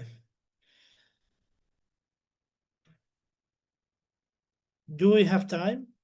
If there's one in particular you want to answer, I think that's completely fine. And then Hannah can I take. tried to answer by writing. Yeah. Yes, and for those of you, you should be able to see some of the answers that have been coming in as well for the rest of the audience. But if there's something that you want to answer live, Mohammed, by all means. I think we have about like five minutes for a wrap-up thought or question.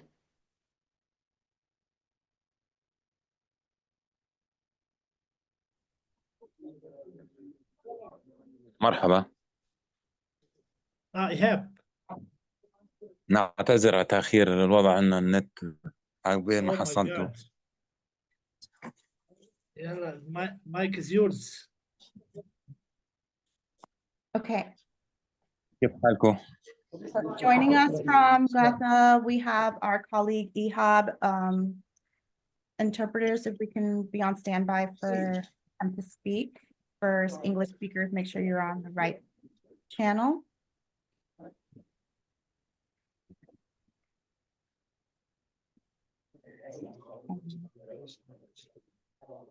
يعطيكم العافية. شكرا لكم لأتحتوا لنا الفرصة Ihab, بالمشاركة go في هذا ahead, اللقاء. whatever you would like to share. We're here listening. لنقمعتنا في غزة.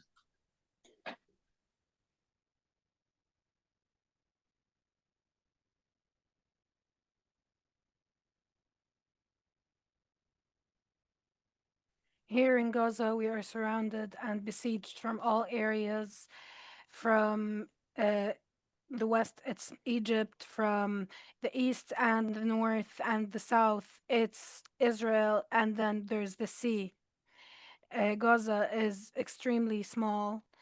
In other countries or area, it's just considered a small neighborhood. This genocide that has been happening in Gaza, however much I will talk about it or I'll describe it, I will not be able to pass the full image, the full picture of what's been going on. Here we live in Gaza to eat and to wait for each of our deaths. We had dreams in the past to learn, to educate their children, to improve themselves, their children from their surroundings.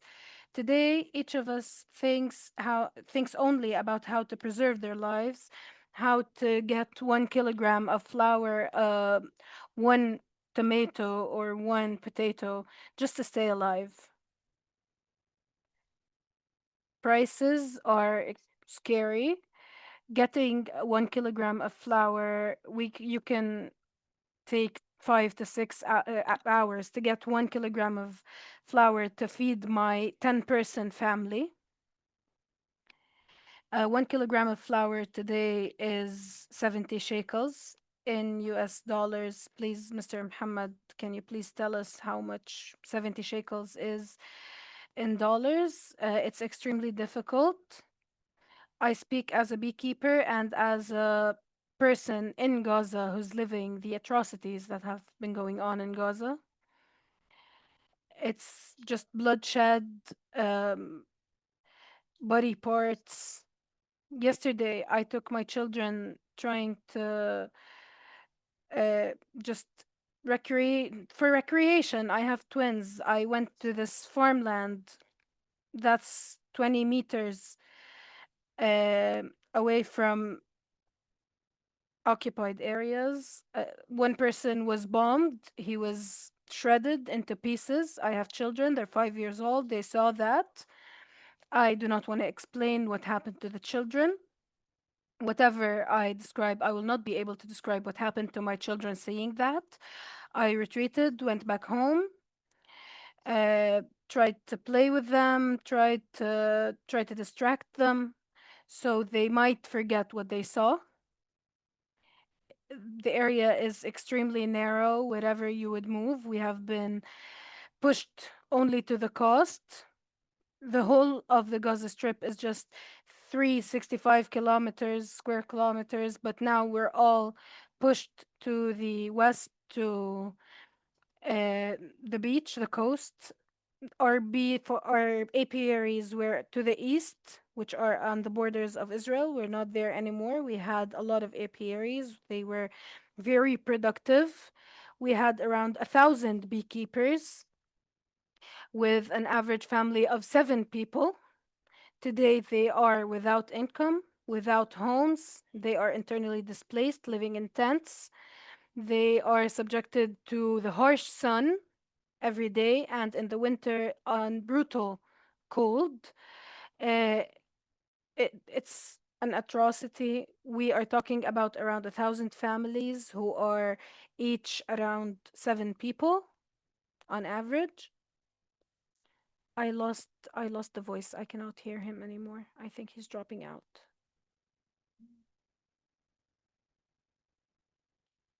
Okay, it's back. They have been closing borders. Agricultural tools and equipment are not available in this trip. Prices are hiked up. If I talk about a kilogram of tomatoes, it's around 70 shekels. He's dropping in and out. I'm not able to hear everything. It's astronomical prices. Not every family can get that. If people had money before, now you talk about over 600 days of war. Anyone who had savings, they have been depleted. The aid that entered Gaza before, that people depended on in Gaza, it doesn't exist anymore. We talk about around 3.5 months without any aid to Gaza. It just entered into very limited areas that the occupation created. People go to try to get aid, and whenever they come back, around every time, almost 100 people come back dead in pieces, and also 400 people wounded just for getting food. And whenever they get them, people buy them, they sell them to people. It is extremely difficult. Famine is much worse than killing, much worse than bombing, much worse than bullets. Bullets and bombs were easier than the famine that we're living in right now. It was easier than the hunger that we feel right now. Some families right now, I'm speaking of around 90 to 95% of families, each person in that family has lost more than half of their body weight. People have become skeletons. It is extremely difficult. Whatever I could describe, I'm not going to be able to describe it fully.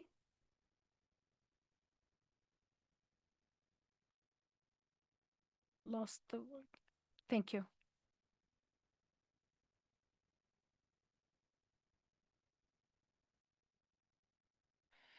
Thank you, Ihab. Forgive me, I'm not able to speak anymore. No, that's okay. We don't want to take a lot of your time. We understand how it's like there.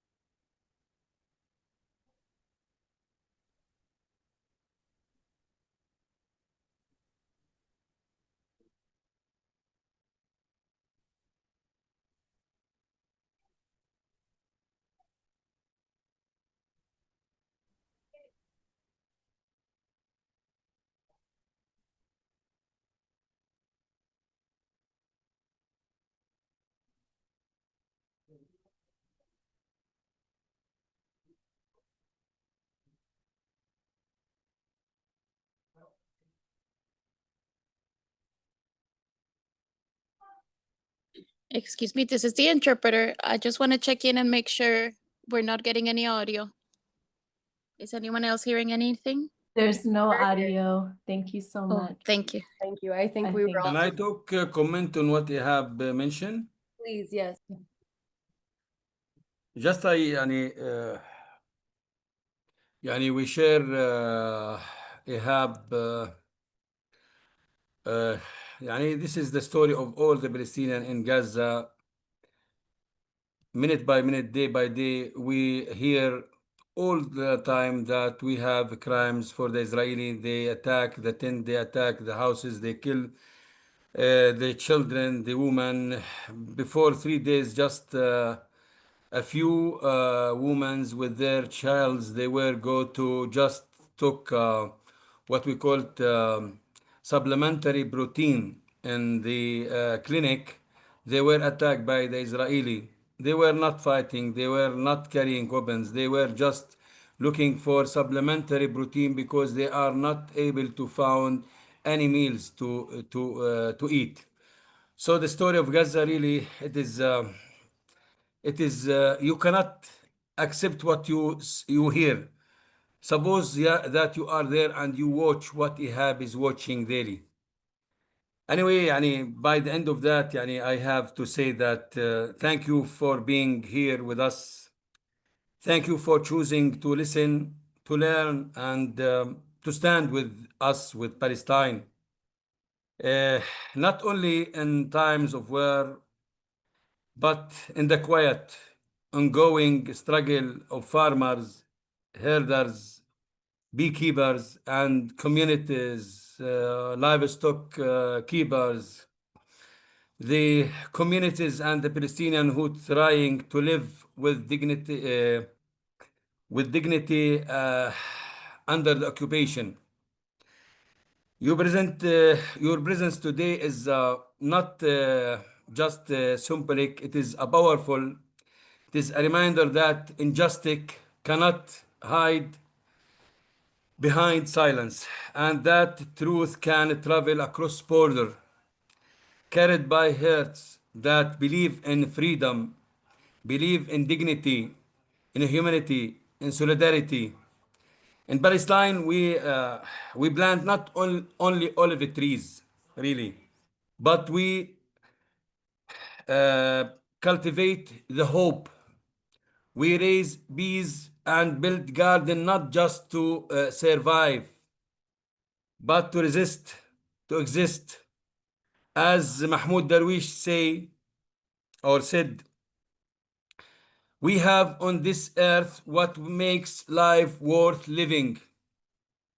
April's station, the incessant of bread at dawn, a woman point of view about men, the work of the beginning of love, grass on a stone, mothers standing on the threshold of their son's heart.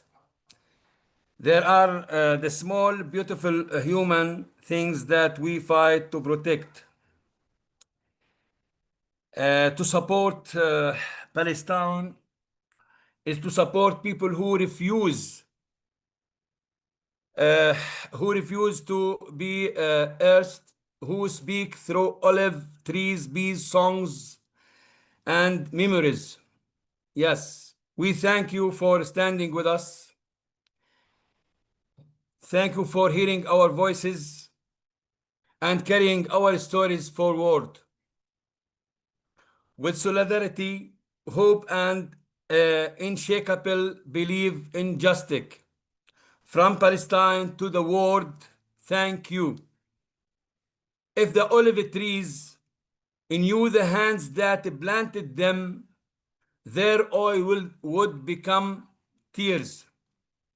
Thank you and million thanks for hearing us, and have a nice day and nights for all of you. Thank you to having me with you. Ihab, we all with you. We as a Palestinian, so in West Bank or in Gaza or where we are, we all just saying free Palestine, and Gaza will be rehabilitated and will come back beautiful, and the beach will be shining with the love and with the what we call it the hearts that know how to dance on the freedom. Thank you. Thank you, Mahmoud. Thank you, Ihab. Yeah, it's hard to follow up there. We had kind of a last minute thing that we wanted to say, and it feels very odd to say it right now, but since we're all in this space together, it feels important. Yeah, we've dropped interest forms in the chat, and we've asked for donations, and we're understanding that like Yasmin was saying, like we need to divest, right? And then we also need to invest. So since there's so much money being taken away from Palestinian organizations and Palestinians in general, we are going to ask folks to actually do reoccurring donations, right? Even if it's $1 or $5, I've seen the chat's been blowing up about every action makes a difference. Again, this feels like an awkward like transition, but we had decided we wanted to go ahead and share a way in which y'all could continue to share and support. And so we're gonna briefly share a way to, people are asking how to donate. One is through our Venmo, which I was just gonna show briefly of how to do a reoccurring Venmo donation, and then and at the same time share for those folks who are international. They keep saying, how do we support financially? We're asking y'all to donate to UWOC. They have the capacity and the means to manage international transfers. We are a small group and we don't know quite how to do that. I'm just gonna go ahead and share my screen and briefly share that we came up with this little reoccurring Venmo donation.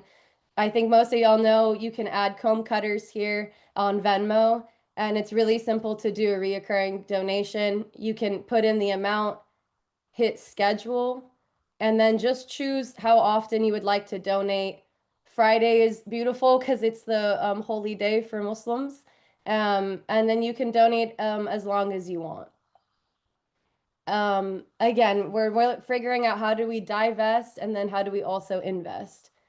And the last thing we were going to share here was this quote. Thank you, Mahmoud, for sharing the quote from Mahmoud Darwish. There's another one I learned, and I think this was echoing a lot of what folks were saying in the chat. So it's by Rasha Abdul Hadi, and she's a Palestinian poet, and she says, "Wherever you are, whatever sand you can throw on the gears of genocide, do it now. If it's a handful, throw it. If it's a fingernail full, scrape it out and throw it. Get in the way however you can."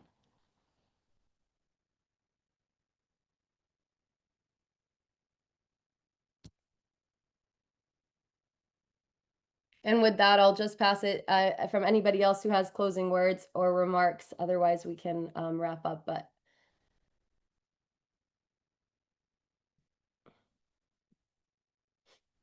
Mohammed Ahmed. Thank you so much. Thank you for your solidarity and your supports. You should know we are human beings. We like to live, and we want to be free in our lands, and we will stay in our lands until we take our liberation and our freedom, inshallah. Thank you so much. Thank you for all of you. Okay. At the end, I would like to thank first my friends in USA, Hannah, Rebecca, Sam, Chelsea, all of you, and also interpreters like English, Spanish, Arabic for their huge work. As well as I would like to thank Mahmoud for joining us. He really said he worth our meetings, as well as Nader Al-Karaki, Ahmed Safi, Ihab, and also the agents from all the places from my Palestine and from all the continents and the worlds. Really, really, there is no words to thank you. Thank you so much. Hannah, can I talk about the donation? تفضل. why we didn't think about not to focus on money. Maybe we can focus on equipments, materials. If we can target the factories who work in fodder, maybe.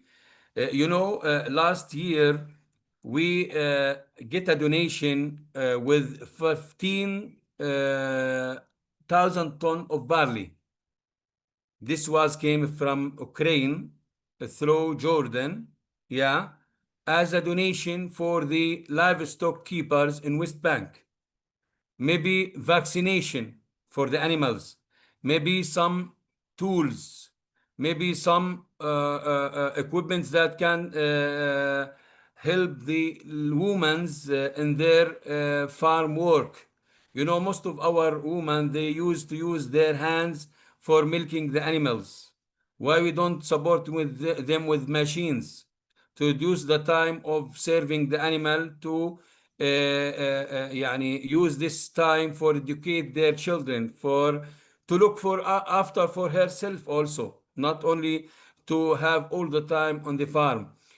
So many things that we can think about it if we can open the doors for others if they want to donate or support the Palestinian. The seeds for Gaza, seeds for hopes, seeds for change.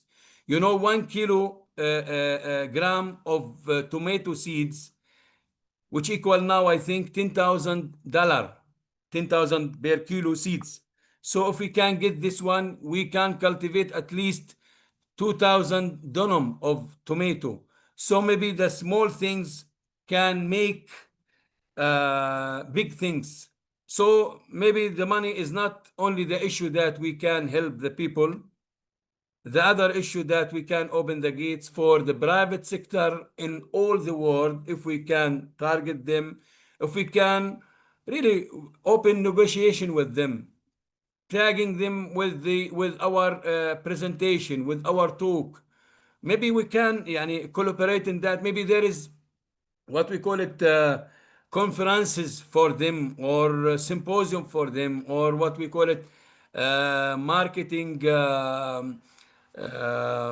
days for them. Maybe we can target them talking about the Palestinian needs, especially the livestock, the beekeepers, the Gazan people and their needs. So I think this is we have to think about it deeply. Maybe we can discuss about the way how to reach them and how to engagement of them with us. Thank you. Absolutely. So thank you very much, Mahmoud, and I'm glad you mentioned that, because I want to point everyone's attention over to this link for the interest form. If anything that we said today piqued your interest, we would love to encourage you to join us in organizing together. If that is something that you're interested in. I know that there was someone asking like what to do if you don't have resources.